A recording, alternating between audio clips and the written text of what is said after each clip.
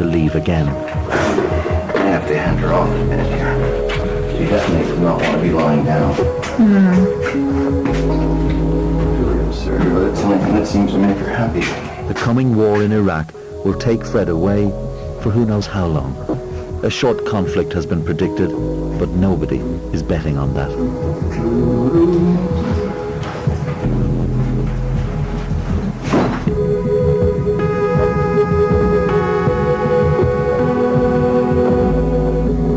Darren Conway's war journey begins in a small hotel room in Soho. He's just flown in from a grueling assignment in Asia. Known as DC to his colleagues, he's usually based in Singapore. But he rarely spends more than a few weeks a year at home.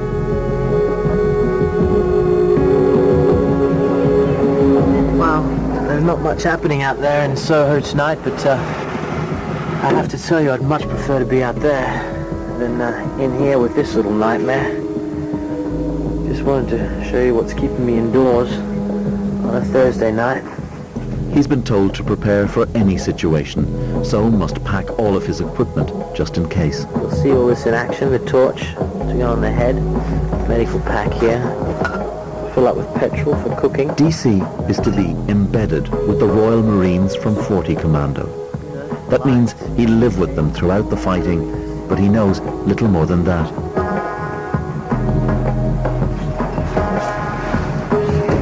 Fred Scott will be operating unilaterally, independent of the military. It's potentially a very dangerous assignment, and a long goodbye too painful for everybody.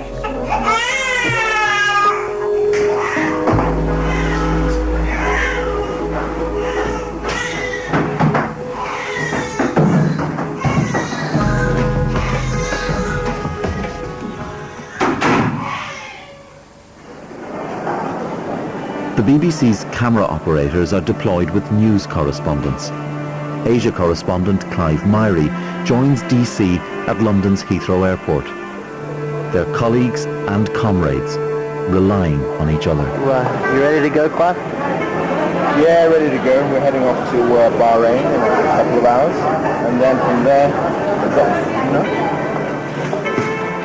Fred Scott will work alongside John Simpson, the BBC's World Affairs editor.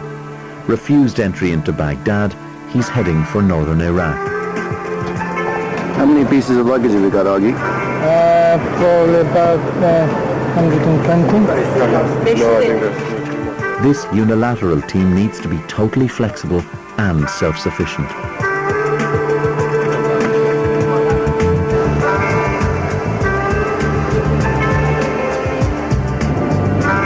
Across the world, BBC teams are getting on planes and heading towards war.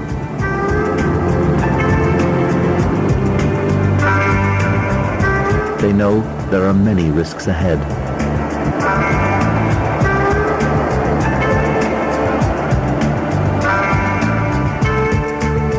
DC and Clive are heading first to Bahrain, where they're to meet their military escorts. Fred and John's team is heading to Turkey, and from there by road, hopefully, to northern Iraq. Television, it sometimes seems, is mostly about luggage, the cases and cases of equipment that make TV news possible. Like Spinal Tap. Cameraman Dragan Petrovic waits for the news of the birth of his first child, back home in Belgrade. The rest of the team use the available facilities before making their long journey. They're heading for a border that's normally closed, but the Turks have briefly opened the frontier. It's a rare chance for journalists to get into northern Iraq.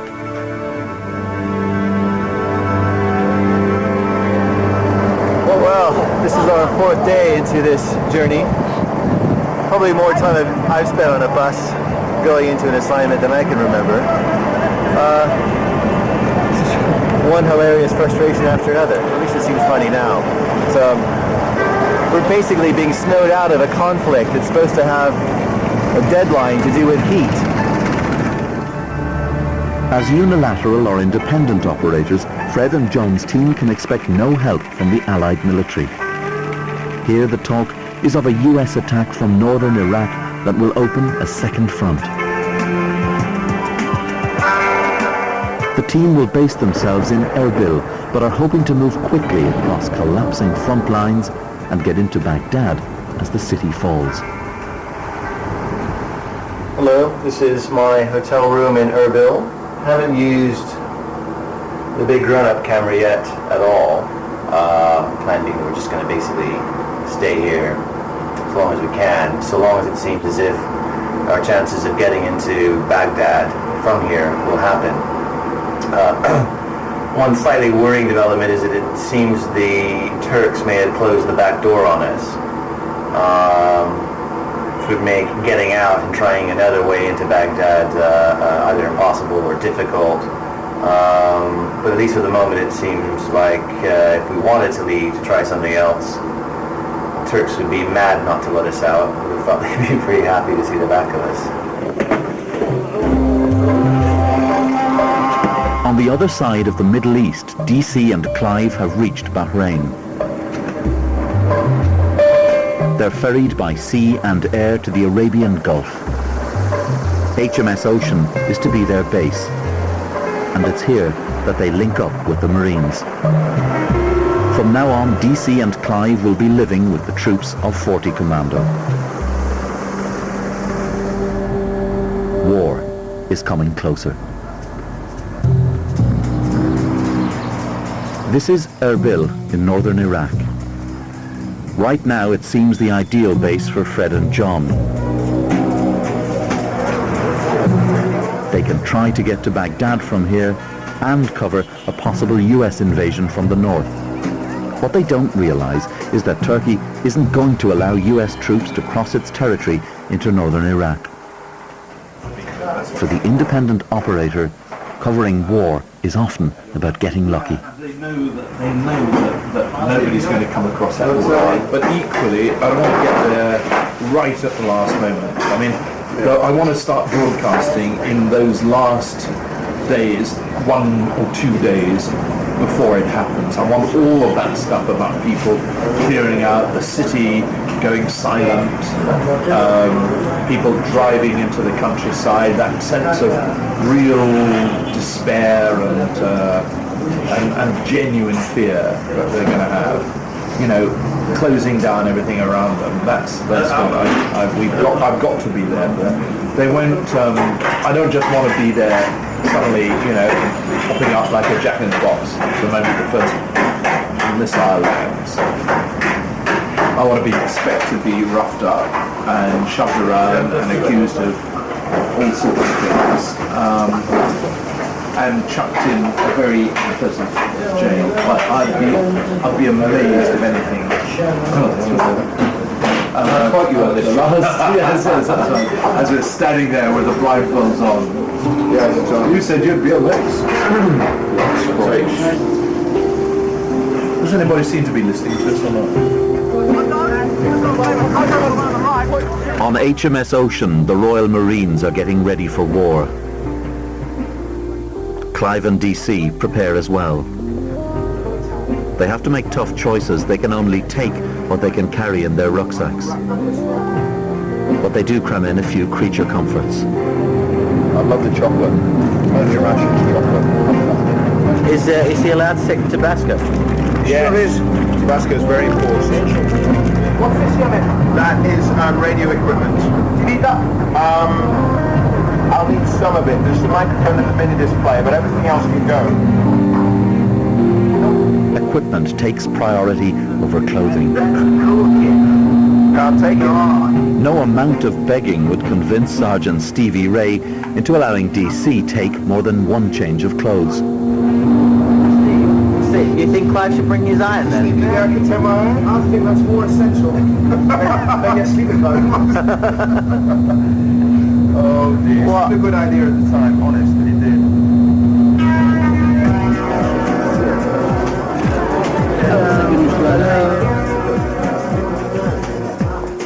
It's day 8 here in northern Iraq.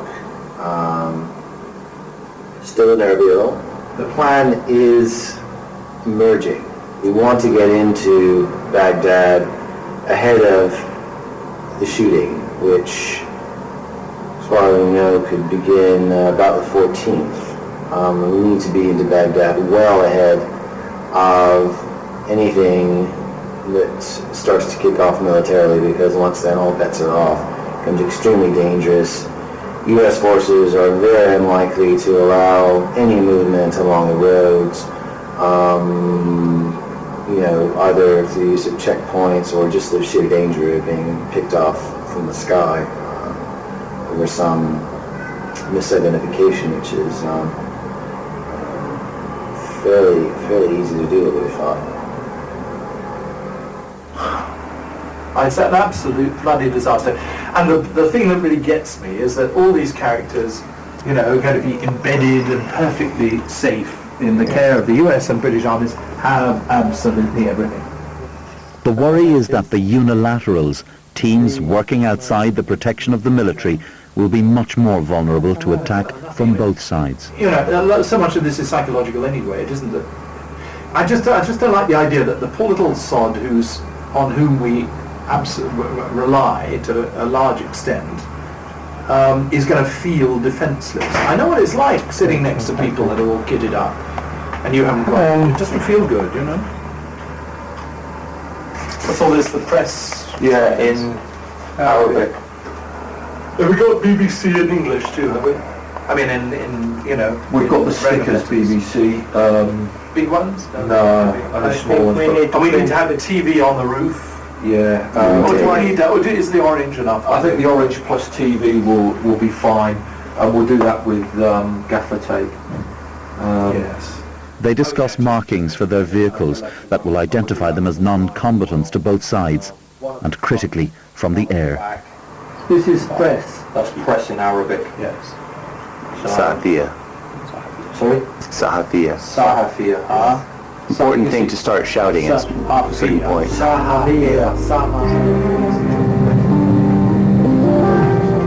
On board ship, DC and Clive are preparing their first broadcast stories. With a laptop and a satellite phone, the team should be able to edit and transmit their material from almost anywhere. But there's a hitch. The ship keeps circling, and the dish can't lock on to the satellite. In perfect conditions, a 3-minute story should take about 1 hour to send. Yes! Woo!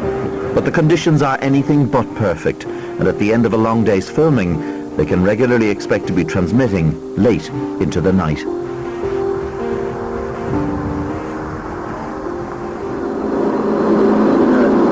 One story was 2 minutes 15 seconds long.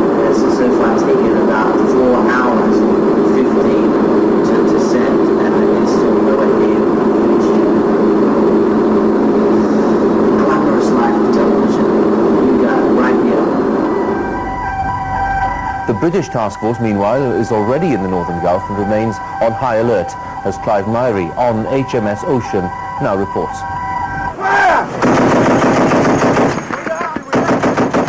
Inflatable targets take a pounding from live rounds on the stern of the ship. These are Royal Marines, the Navy's crack land fighting troops, its forward fighting arm. We're not allowed to say how many are on board. These men will be in the front line of any assault on Iraq, while diplomacy is given a chance far away in New York and Washington. These Royal Marines are preparing for war. The floating fortresses maintain their course, destination classified for now. Clive Myrie, BBC News, aboard HMS Ocean in the northern Arabian Gulf.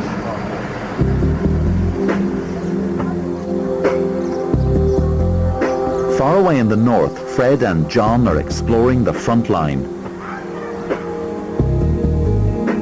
There's still plenty of civilian traffic coming from Saddam's republic.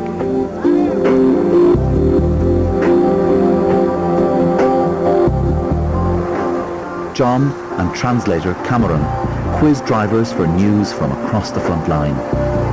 The stories are of a crackdown, people forced into hiding. Looking out towards Iraq. Well, I mean, this is Iraq, but Saddam's Iraq. I'm wondering when we're going to get across to it. Kurdish fighters, the Peshmerga, are allied with the Americans along this vast frontier. The latest from the Northern Front, our World Affairs editor John Simpson is there. He reports on how the Kurds are preparing for the expected American arrival. This is no man's land. The positions on the ridge are occupied by the Iraqi army. And these, close up, are the Iraqi soldiers who are defending Saddam Hussein's front line. We filmed them discreetly from a ruined building close by. A senior Iraqi officer heads off on a tour of inspection with his escort following. But how determined is the Iraqi army to defend Saddam? What's going through the minds of his soldiers as war presumably gets closer?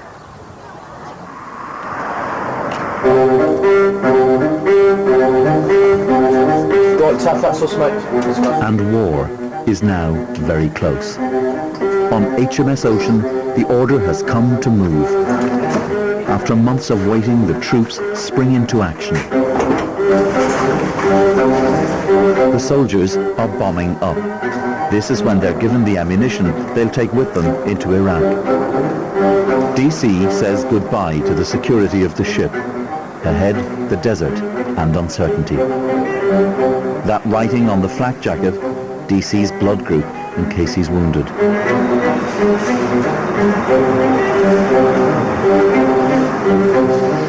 Marines and journalists are heading for the Kuwaiti desert. DC and Clive worry that travelling with the Marines, they'll only see what the military wants them to see. It's the dilemma of the embedded journalist.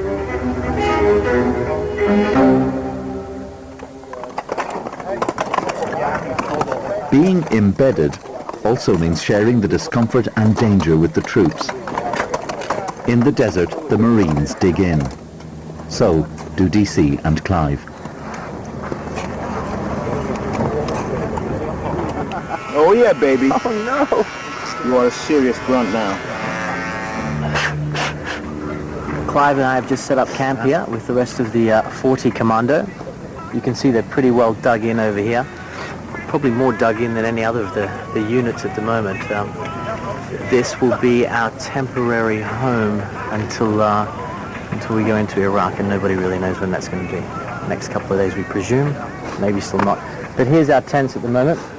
Clive and I are sleeping in this two-man tent over here, which is a lot more like a one-man tent, so we're going to be closer than we've ever been before.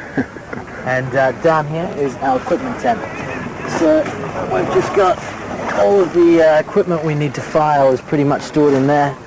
Camera over there. The problem out here obviously is sandstorms. We're expecting one or two in the next couple of days, which is why we came early off ocean anyway.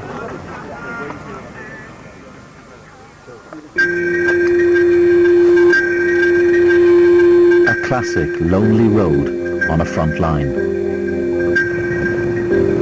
Northern Iraq. It is a landscape devoid of hiding places.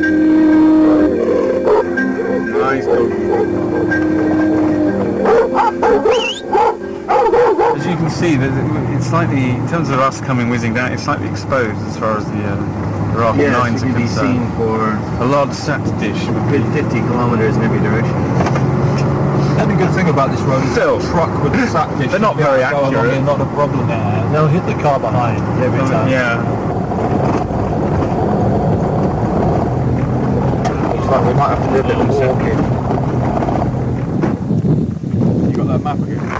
Today, the Peshmerga guerrillas take the team to a position just a few hundred yards from the Iraqi line.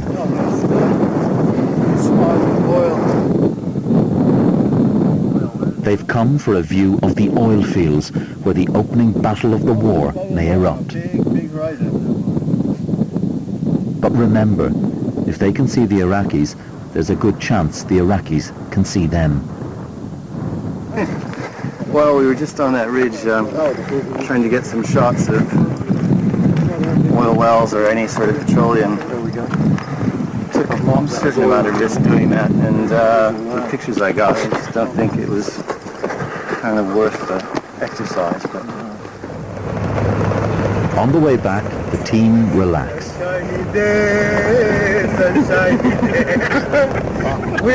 Abdullah is a photographer friend from Afghanistan. He's a close member of the team and an inventive singer.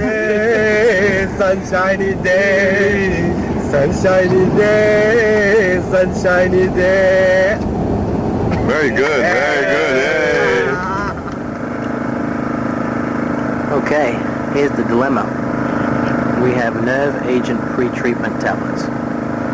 Now, you're only supposed to take these, Clive, when I would say the indications are very strong that there's going to be nerve agents used, and when the indications are very strong that we'll be going to war, correct? That's right. The drugs have been linked to Gulf War syndrome, which is blamed for making many soldiers ill in the last Gulf conflict. But with the danger of chemical attack, do DC and Clive dare risk not taking them? This is a combo pen. It's kept down here. In the respirator pack, you jab this thing here in your thigh.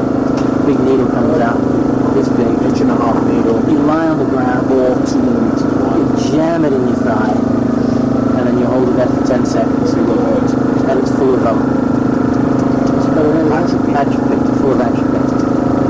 So this apparently is not much use or not as effective if taken alone. It helps, but it's not as good unless you have this stuff too.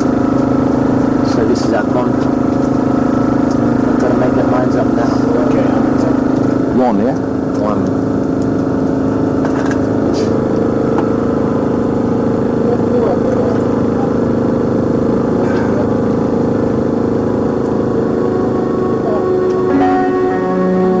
DC decides against taking naps.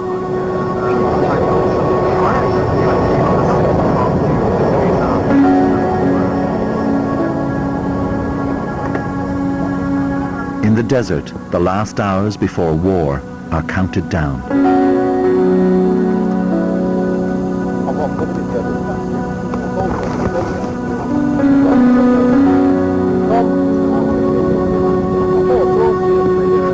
President Bush gave Saddam Hussein 48 hours to leave Iraq and his sons to leave Iraq yesterday. So that would make the end of the deadline Wednesday night into Thursday morning local time, which suggests to us, and indeed to a lot of the guys here, that we could be ready to attack Iraq Thursday evening. We're in a sticky situation where we know exactly what's going on. We've been told the plan. We know that 40 Commando will be the first people, the first military group into Iraq with the Navy SEALs, a small group of Navy SEALs, only 50 of them. We know all this juicy information, and we're in the desert with these guys. They're preparing themselves for battle. It's an amazing situation, yet we can't report on it because there's nothing we can say. We're in a blackout. Clive can't go on air because they're going to ask him questions that we really can't answer because we're being held to secrecy on that. So it's tough for us. We've got all the equipment, we're ready to go, but unfortunately at this point, it's been 2 days since we've filed anything. We just can't get anything out, so that's the situation we're in at the moment.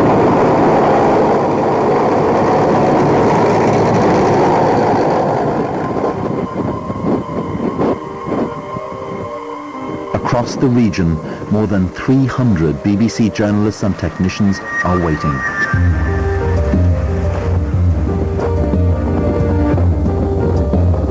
They're a long way from home and the conditions are tough. For many, desert sands are the greatest torment. Morning, Starshine. Morning. How are you? Dusty? A little bit. Just a bit. Only half a ton of sand in my throat, half a ton of sand in my eyes. It's a considerable amount of my ears. Another night in the desert. Camping out in a sleeping bag. About 10 clicks to the Iraqi border. Not bad at all. Bit of a shave in the desert. No, God, geez, I look ordinary, don't I? shave soon, and get ready for another day's outing. See what happens. Good luck. I was going to go to a beacon this year, but you know, it was a bit expensive, and I've been there a few too many times before, and Bali's a bit of a mess. And I heard that they were doing some great deals in northern Kuwait. It's my first. We've been here, what, a week? And it's just really, really good. Can't recommend it enough. Who needs hotels? Actually, scratch that. We all need hotels. Very bad. I haven't been meaning to tell you this, mate, but you've been stinking. You've been stinking like a stale ferret for the last 2 weeks. I think we're going the wrong way now. Shower time for DC. It's a good 200-300 yards up ahead of us, but that's what's up ahead of us. A huge sandstorm. Visibility is probably a couple of 100 yards. Almost as disgusting as my t-shirt. Jeez. First shower in days. There's a sandstorm going on outside. It's really bad. Probably the only shower we're going to have for who knows how long, because we think we're going into Iraq probably tomorrow. So very, very, very big moment for all of us right now.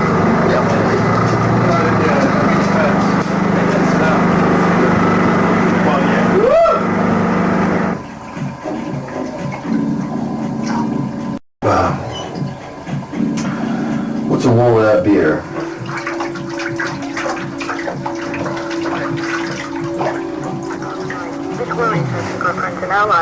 I think the Arab world is worried. The last chance for some sleep before war. On the one hand, we've been very critical. It's sounding like a no, it's not wise to me. Well, I think there are our friends and allies, and they are the ones who are most worried right now. You know, I mean, I just heard what Jane was saying seemed to make a division between...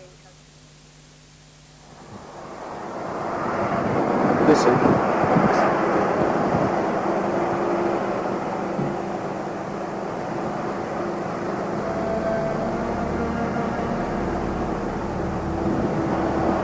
In Baghdad, the BBC's team waits in the dark. 2 or 3, if not more. For Raghi Omar and his colleagues, this nerve-jangling wait for the bombers has become a nightly ritual.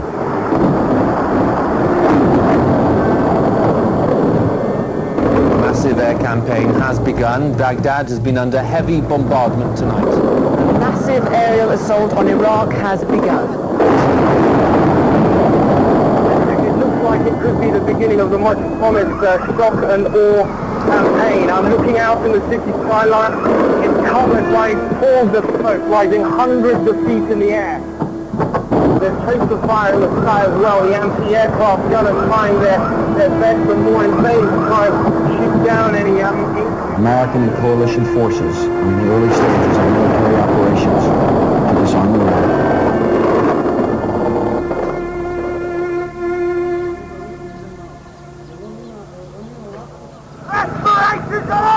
3 missiles fired from just over the border in Iraq are heading our way in the northern Kuwaiti desert, and they could be loaded with chemical or biological agents.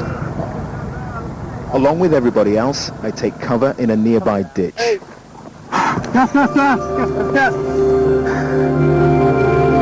The threat of chemical and biological attacks was one of the early terrors of the war. For those journalists working alongside the troops, like the BBC's Hilary Anderson, the mask has to be worn as the work goes on. I have to say that I was a good few yards away from my gas mask, which is not very clever. I had to head across the field. I think I probably made it in 9 seconds. I certainly ran like Linford Christie without the mask. You look around, everybody's down in there. There we go. Everyone's down in their hole, and they're digging. They're all waiting for further instructions. And this is pretty serious stuff. The Iraqi missiles are being launched from just across the border.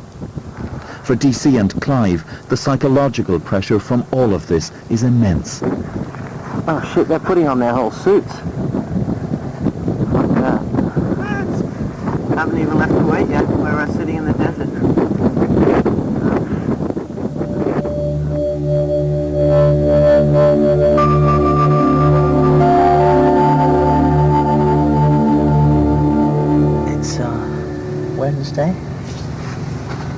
Wednesday. I think the toughest day so far. Today was incredibly sandy. We had dust storms for hours, sandstorms for hours. You couldn't see really 20 feet in front of you, which poses a huge problem with the equipment. I mean, so we spent most of the day just worrying about the kit. There's no use sort of going into war, into Iraq tomorrow, finding out that none of the kit works, and then today was just a shock for equipment. So we spent most of the time sort of just worrying about it, and then the rest of the time being grumpy. Our World Affairs editor, John Simpson, is just a mile or so from the Iraqi front line. Well, Hugh, perhaps I first ought to explain where we are. We're out here in no man's land, beyond the Kurdish front line. We're told that American special... In the north, Fred Scott uses a night vision lens to capture these images of Kurdish fighters.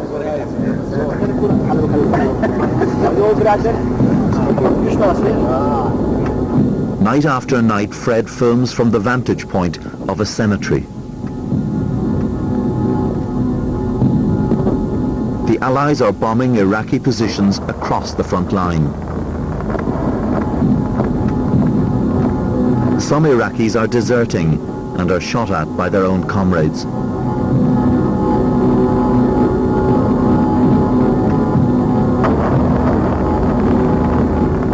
The shock waves of the American bombs roll across the countryside. The team wonder what it's like to suffer such bombardment.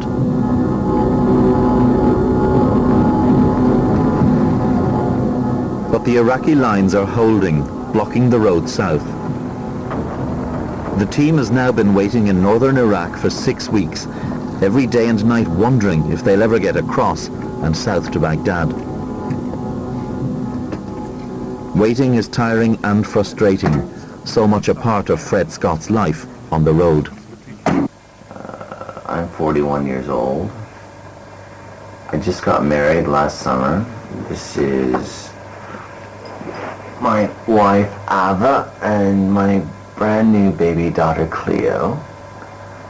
I took this photograph of them 3 months ago. I'm contracted to do this kind of work for 180 days a year, but sometimes I'll do 200. All of that is a long way from home. All of my closest friends do the same job.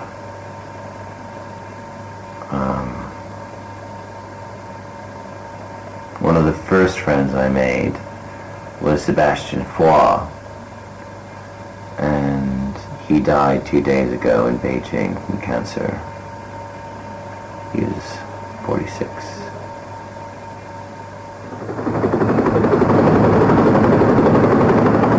In the desert, the Royal Marines from 40 Commando are about to head into Iraq. DC and Clive will be with them. They'll be the first journalists to enter Iraq with coalition forces. In the darkness, the machines of war are ready to take off. Nobody here knows what's waiting on the other side. It was a nerve-wracking flight. On board we felt vulnerable to anti-aircraft and artillery fire. Flying low beneath Iraqi radar made us easy targets for anyone with a decent rifle. The 20-minute journey felt like a lifetime. The team arrives with the Marines in the middle of the war zone.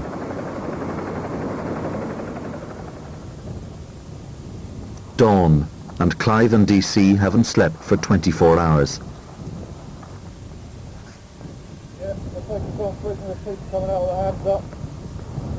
Well, basically, move to our front, okay? A few hours later, we're on the move. We've been told a hardcore element of Saddam Hussein supporters based in the local Baath party headquarters could cause problems. Soon enough, gunshots ring out and we take cover. It takes a while to pinpoint exactly where the shots are coming from. We're slowly being sucked into a street fight. It seems the gunfire has been coming from the police station down here, and there are reports of gunmen positioned on some of the rooftops. This is the kind of urban warfare no Marine wants to fight. DC and Clive stay with the Marines every inch of the way. We are receiving harassing occasional fire from the northwest. We're basically going to do a sprint from here to that building. Fuck the fire maneuver, zigzagging like fuck. You understand? I'm going first. Motherfuckers.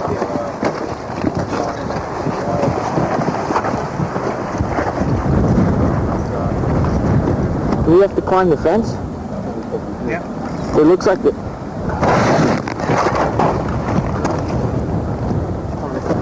They move fast to avoid snipers. The Marines have been attacking since dawn. It's late afternoon, and DC and Clive are exhausted. Do not fucking fire unless you are positively certain that it's fucking enemy. The Americans join the attack from the air.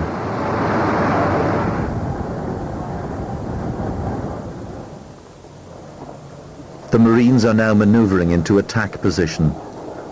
DC switches to his night lens. Nobody has slept now for over 36 hours.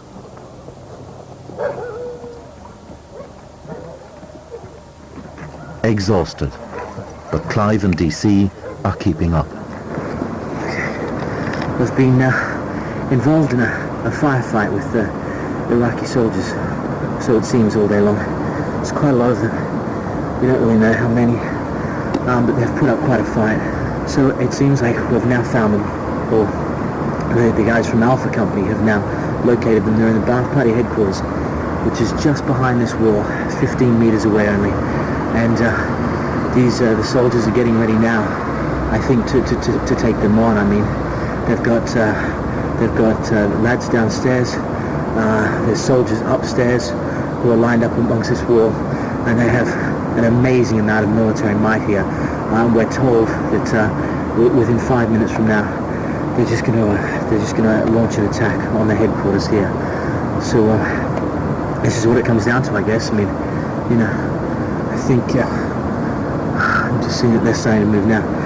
You know, I guess one of the reasons we do this is to be able to show people exactly what's going on. Well, we're now in a position to do that right at the front line, right in the middle of an attack, and I think it's about to unleash itself right now. So, that's the best we can do, is keep low. I'll stay as low as I can while pointing the camera over top. Whew. It's pretty exhausting stuff. Okay, I think they're ready to go, so...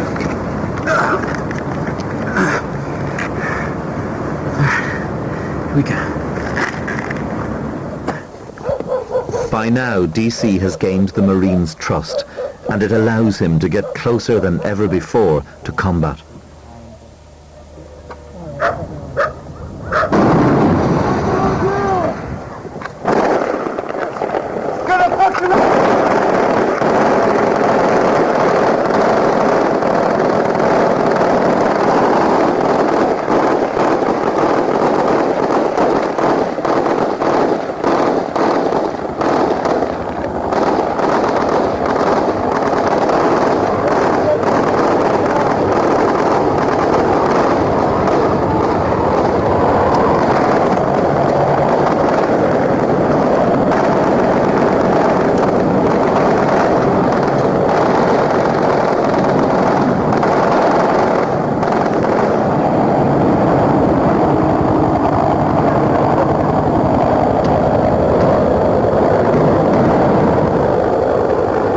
Marine casualties. Suddenly one of the soldiers is set alight.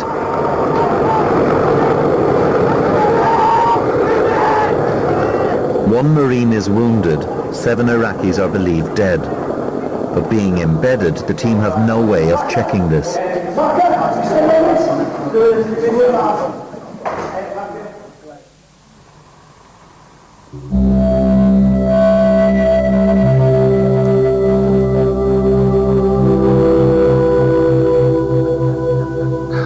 In the north, the Americans are intensifying their bombing.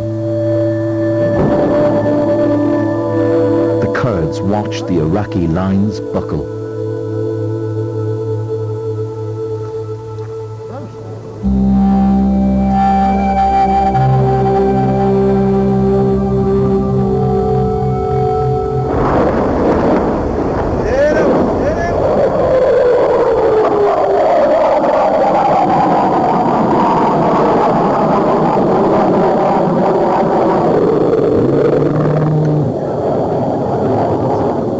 One deserter told the team it was beyond horrifying. US Special Forces guide the aircraft to their targets. Same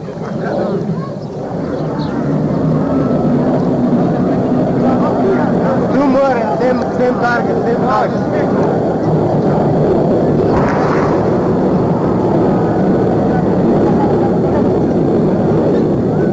Beneath this terror, the Iraqi line breaks and troops run for their lives.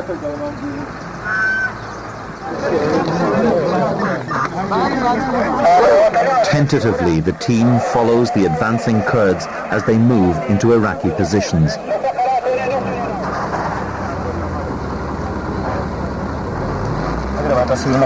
They're clearing Iraqi anti-tank mines, immensely powerful explosives.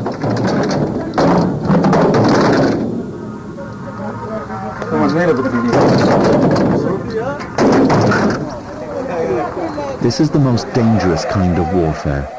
Fluid front lines with aircraft hunting for targets. As the Kurds advance further, John Simpson and Fred Scott see individual vehicles that have been blasted from the air.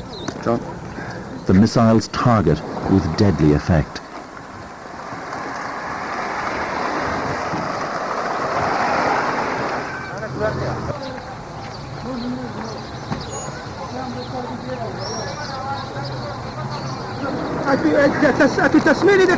With the push gathering momentum, the Simpson team think they may at last be on the road to Baghdad.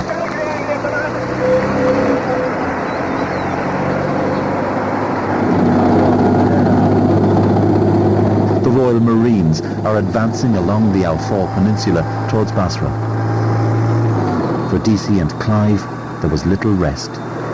Tonight we know there's another attack happening. It's at a place called Abu al-Qasib. It's a strategic position on the outskirts of Basra. The Marines from 40 Commando have got to get in fast, attack a bridge area and secure it. We do know there's a lot of opposition there, a lot of resistance. So we're heading off now. It's not long before dawn. I'm just going to get up and move actually because it's too heavy to stop. So we've got the backpack and then the camera. All that is very, very hard to carry, especially when there's a lot going on around you. So anyway, we're heading off now just to give you an idea of the weight involved. And then I guess the next pictures that you'll see will be, you know, whether or not this attack happens, which we think it is, will be from the front.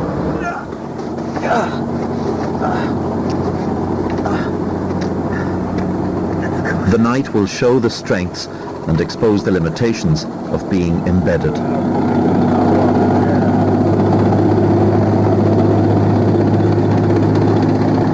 As flares fall, the battleground is illuminated.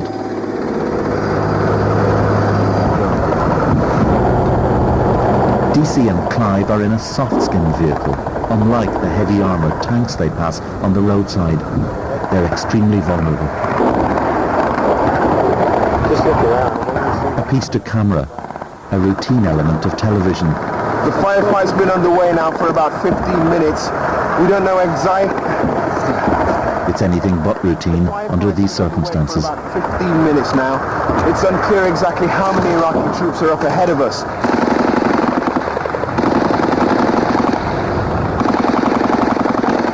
DC and Clive must watch out for each other.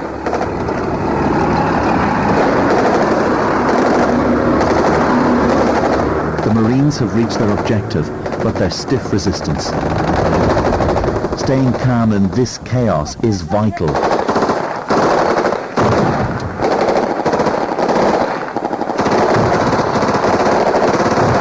Rocket-propelled grenades fly overhead. DC needs a shot of Clive witnessing the battle. Stand up a bit.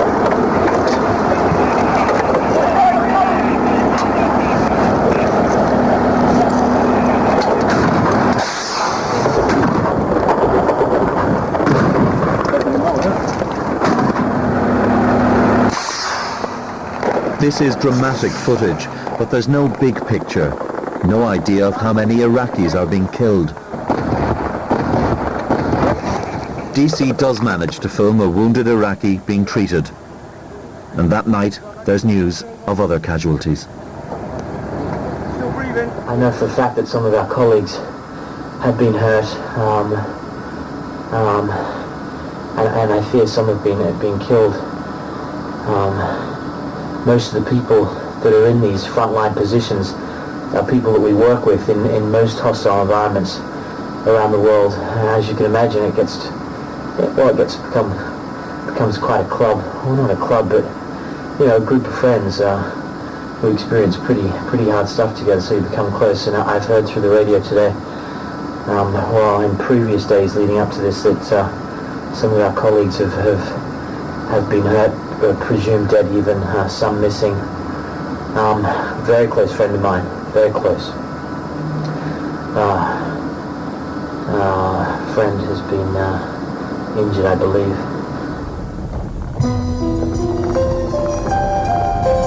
There's not a single car up here. As the roads open up, Fred and John Simpson are heading deeper into Iraq. Empty roads, often the scariest sight for war reporters.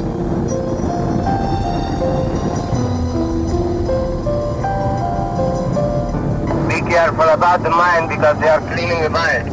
Okay, fair enough. Be careful where you walk.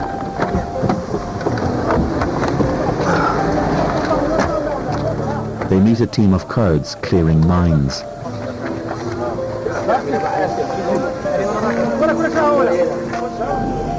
They join the convoy of Kurdish troops and American special forces.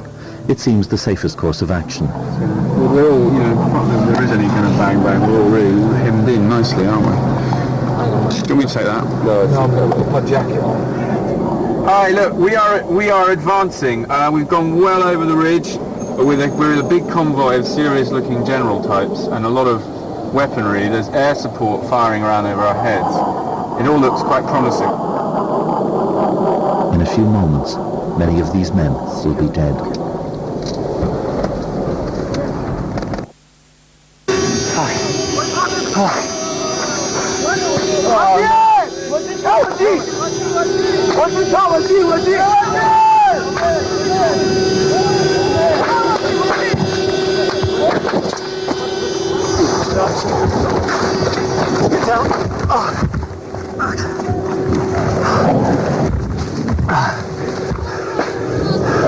What's it? Guy right beside you. You're right.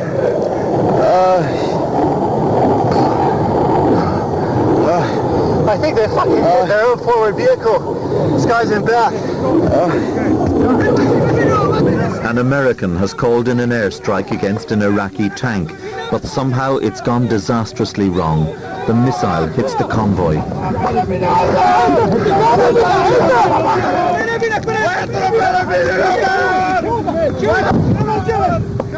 Keep down.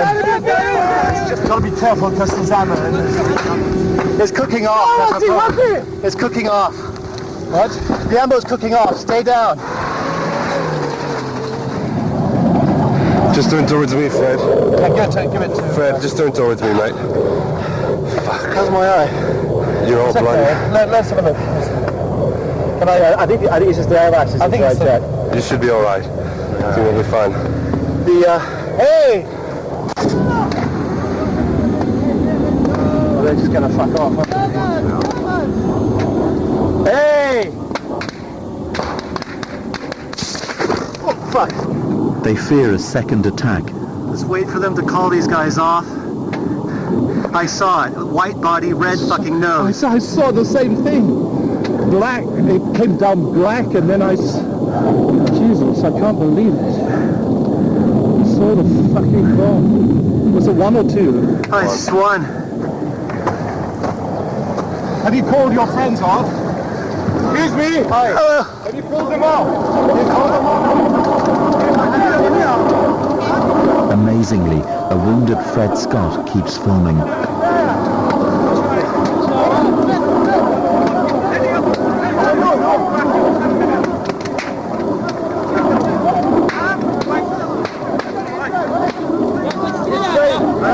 Hey, you okay?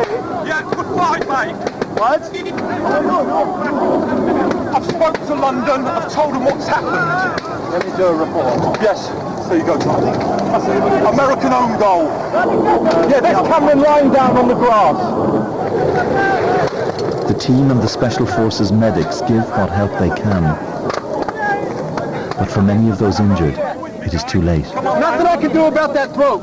Put a tourniquet on both legs, patch the whole thing. Cameron, stay with me, guys. Come on, Cameron. Tourniquet. You all right, friend? Yeah. This is just a scene from hell here. All the vehicles on fire. There's bodies burning around me. There's bodies lying around. There's bits of bodies on the ground. This is a really bad own goal by the Americans. We don't know how many Americans are dead. Sit down. I'm fine. Just look at me quickly. Yeah, this is just a bit of shrapnel. Yeah. All right. Okay, you got anything else anywhere? No, I'm fine. Let me see, right, open it up. Okay, good. You got anything else? You got nothing else anywhere else, huh? Here, hold that on there. Can you give me one as well, please? What? Can you give me one so I can just stick it on here? Right. Over here. That's the best I can do, Freddie. I'm sorry. Is Abdul Wasser okay? Yeah, everyone's fine. Ali? I haven't seen Abdullah, and I have Cameraman is very seriously injured. Hey. I'm going to go and see if I can get some stuff out of the car. All right. Yes, salvage as much as you can. Phone doesn't fall. We're okay, Cameraman. All right, man. Hang on in. The translator, Cameraman Abdul Razak, has been seriously injured. Cameraman, you got to do this for me. You've got to stay still and don't move.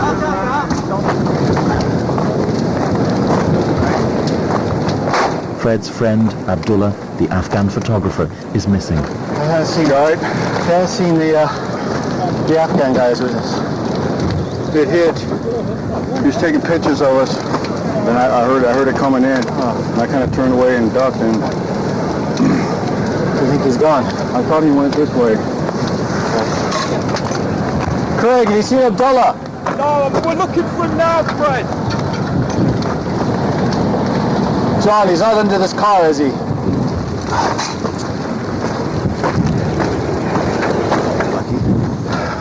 I don't know how.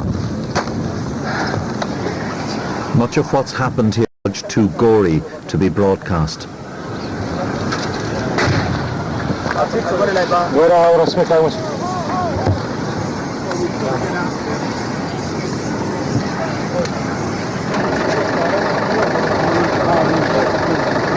Translator Cameraman Abdul Razak died soon after.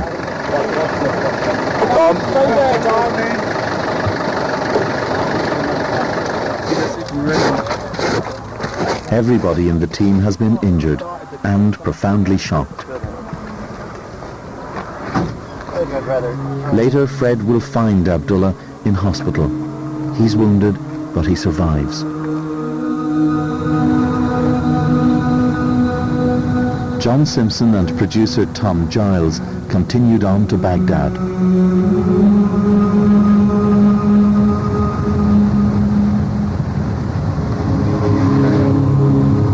That's it, Fred. I'm going home, mate.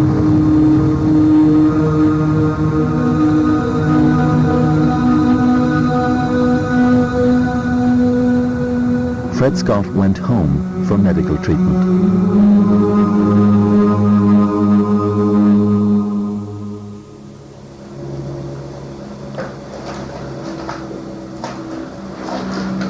I've lost half the hearing in my left ear. I've been told it will probably ring for the rest of my life. But for this, I'm actually very grateful. I'm home and I'm well.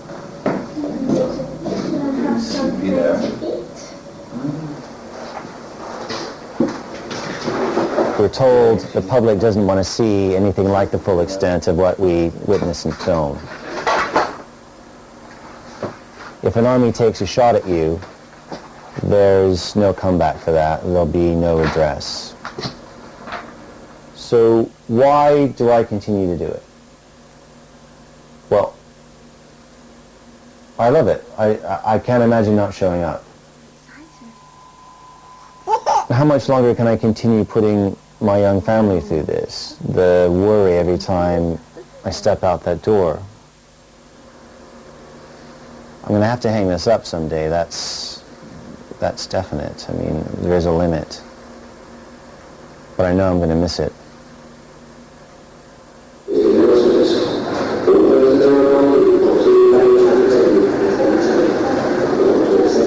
DC and Clive continued into Basra with the Royal Marines and stayed there until the regime fell. Well, here I am back at home. At least I've spent so much time at airports that it's starting to feel like home. The war, wow, what an experience. I was embedded, and I found that process a lot better than I thought it was going to be. As a journalist, I do worry that we're not showing every side of the story. I mean, fundamentally, that's our jobs, and we couldn't do that when we could only really see it from the soldier's perspective. DC is moving on again. It's easy for us, however. We do get to leave at the end of the day. I mean, we go into people's lives, we affect them one way or another, and then we leave. And I do worry about whether it's worthwhile.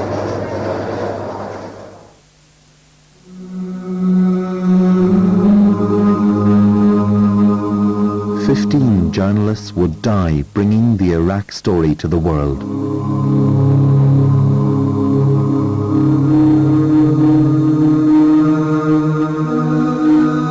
Both embedded and unilateral journalists took extraordinary risks to report the conflict.